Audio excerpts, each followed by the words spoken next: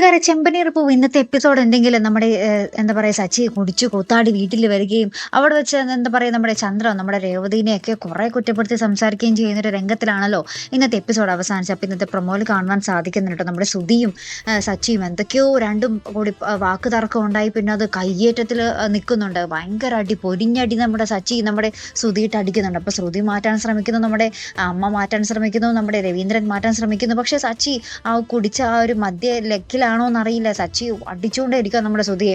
അപ്പോൾ ഇതൊക്കെ കണ്ടിട്ട് നമ്മുടെ രവീന്ദ്രൻ ആ ഒരു നെഞ്ചുവേന വന്ന് വീണ് പോകുന്നൊരു നിമിഷങ്ങളായിട്ട് നമുക്ക് പ്രൊമോയിൽ കാണുവാൻ സാധിക്കുന്നത്. ശേഷം ICUവിൽ സീരിയസ് ആയിട്ട് കിടക്കുന്നുണ്ട്. എന്നിട്ട് ഡോക്ടർ വന്ന് പറയുന്നുണ്ട് മൈൽഡ് അറ്റാക്ക് ആണ് എന്നൊക്കെ പറയുന്നുണ്ട്. അപ്പോൾ നമ്മുടെ ചന്ദ്ര അപ്പം തന്നെ നമ്മുടെ സച്ചിയെ ഷോട്ടിന് കുത്തിപ്പിടിക്കും. നീ കാരണമാണ് ഇങ്ങനെയൊക്കെ സംഭവിച്ചത്, അച്ഛൻ എന്തെങ്കിലും സംഭവിച്ച പിന്നെ നിന്നെ ഞാൻ വെച്ചേക്കില്ല എന്നൊക്കെ പറഞ്ഞ് നമ്മുടെ ചന്ദ്ര നമ്മുടെ സച്ചിയുടെ ഷർട്ടിന് കുത്തിപ്പിടിച്ചു കരഞ്ഞുകൊണ്ട് പറയുന്നുണ്ട് കേട്ടോ.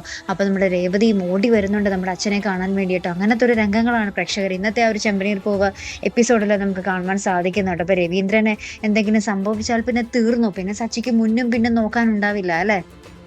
രേവതിയുടെ കാര്യം പിന്നെയും കഷ്ടത്തിൽ തന്നെ ആകും. എന്തായാലും നമുക്ക് നോക്കി കാണാട്ടോ. അപ്പോൾ ഇതുപോലെ പ്രൊമോ റിവ്യൂസിനും എപ്പിസോഡ് റിവ്യൂസിനും ഒക്കെ നിങ്ങൾ മറക്കാതെ ചാനൽ സബ്സ്ക്രൈബ് ചെയ്യുക. അടുത്തൊരു വീഡിയോയുമായി വരുന്നത് വരയ്ക്കും ഗുഡ് ബൈ.